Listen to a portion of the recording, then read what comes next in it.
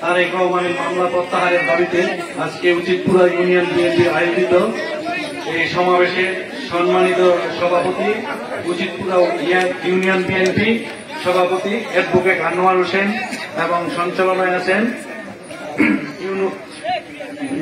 Hanif member এবং প্রধান অতিথি হিসেবে আছেন আড়াইহাজারের মাটি ও মানুষের নেতা নজরুল ইসলাম আজাদ।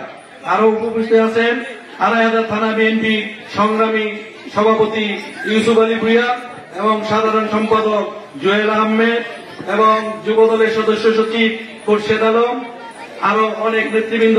আসসালামু আলাইকুম ভাইরা আমার, আমি বলতে চাই এই আওয়ামী লীগ সরকার যখন আপনাদের উপর রুল স্টার চালিয়েছিল তখন আমরা কত অসহায় ছিলাম, তখন কিন্তু আওয়ামী লীগের কেউ আমাদের পাশে এসে দাঁড়ায় নাই। কিন্তু আমরা এখন দেখতে পাচ্ছি বিএনপির কিছু নেতা আছে আওয়ামী লীগের সাথে আঘাত করে তাদের পাশে এসে দাঁড়ায়। কেন দাঁড়ায় আমি সেটা জানতে চাই। কারণ আমরা এত কষ্ট করেছি, এত নির্যাতন সহ্য করেছি, একটি আওয়ামী লীগের নেতাও তো আমাদের কাছে হাত বাড়ায় নাই যে আপনারা থাকেন আমরা দেখব। তাহলে আমরা কেন এটা করব? আমি এই উচিতপুরা ইউনিয়ন বিএনপি সবার কাছে জানতে চাই। আমার কাছে অনেক খবর আছে যে এই ইউনিয়নের নেতা কর্মীরা আওয়ামী লীগের সাথে আঘাত করে চলে। আমি গোয়েন্দা বানিয়ে লাগিয়েছি, যদি জানতে পারি যে আওয়ামী লীগের নেতা বা কর্মী আওয়ামী লীগের সাথে আঘাত করে চলে তাদেরকে ছাড় দেওয়া হবে না। আমি সাবধান করে দিচ্ছি, আপনারা এখনো সাবধান হয়ে যান। চাঁদাবাজি বন্ধ করেন, সন্ত্রাস বন্ধ করেন, আপনারা আওয়ামী লীগের সাথে আঘাত করা বন্ধ করেন। কারণ আগামীতে ভোটের রাজনীতি হবে। যদি আপনারা নজরুল ইসলাম আজাদ সাহেবকে এমপি বানাতে চান তাহলে আপনাদের এসব সব ছেড়ে দিতে হবে। কারণ মানুষের ঘরে ঘরে যান, মানুষকে বুঝান যে আগামীতে যাতে নজরুল ইসলাম আজাদ সাহেবকে ভোট দেয়। আর আমাদের সংগঠনের কোন নেতাকর্মী যদি চাঁদাবাজি করে বা কোন অন্যায় কাজ করে তখন কিন্তু সেই বদনাম হয় আমার নেতা নজরুল ইসলাম আজাদের। তাই আমি আবারও সাবধান করছি এই ইউনিয়নের সবাইকে যেন চাঁদাবাজির কথা যেন আমরা আর কখনো না শুনি। কারণ ভাইরা, আগামী নির্বাচন হবে সুষ্ঠু, যার যার ভোট সে দিবে। একজনে দুটা ভোটও দিতে পারবেন না, যেটা বিগত জালিম সরকারের আমলে হয়েছিল।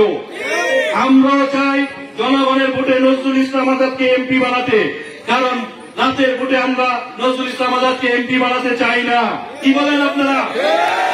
তাহলে আমাদের কি করতে হবে? মানুষের ঘরে ঘরে যেতে হবে, মানুষের সাথে ভালো ব্যবহার করতে হবে। মানুষ যদি বিপদে পড়ে আসে তাকে আমাদের সাহায্য করতে হবে, কিন্তু তাকে বলা যাবে না এত দিলে আপনার কাম আমি করে দিব।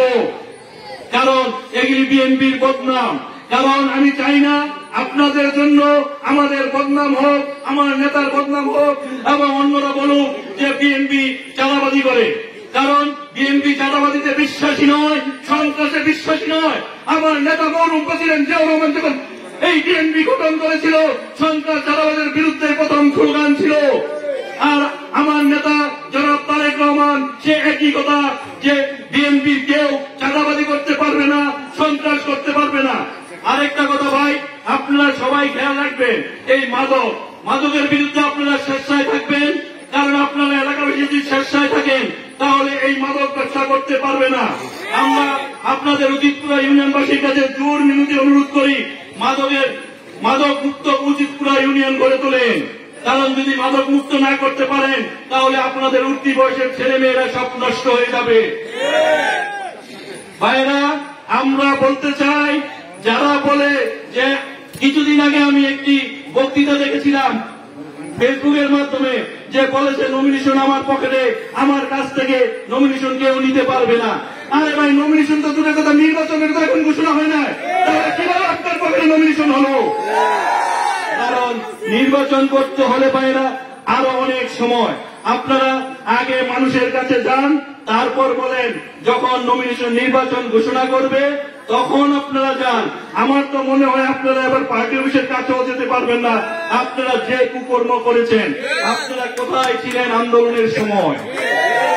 আর আমি শেখ হাসিনাকে বলতে চাই, আপনি ভারতে বসে যতই কিস্তি লীগ, রিক্সা লীগ, অমুক লীগ, সমুক লীগ চালু করেন, তাতে কোনো কাম হবে না। এদেশের মানুষ এখন বহুত সজাগ হয়ে গিয়েছে। আপনি সেদিন ভুলে যান, এখন আর আপনার সাথে সেই সেনাবাহিনী, সেই পুলিশ বাহিনী নেই। পুলিশ বাহিনী এখন আপনার কাছে নেই। তাই আপনি এখন স্বপ্নে বিমূঢ় থাকেন না যে আবার ক্ষমতায় আসবেন। আমি মনে করি আপনি জীবিত থাকা অবস্থায় এদেশে আর আওয়ামী লীগ আসতে পারবে না। আর বিশেষ কিছু বলবো না। উচিতপুরা ইউনিয়নবাসী এতক্ষণ ধৈর্য সহকারে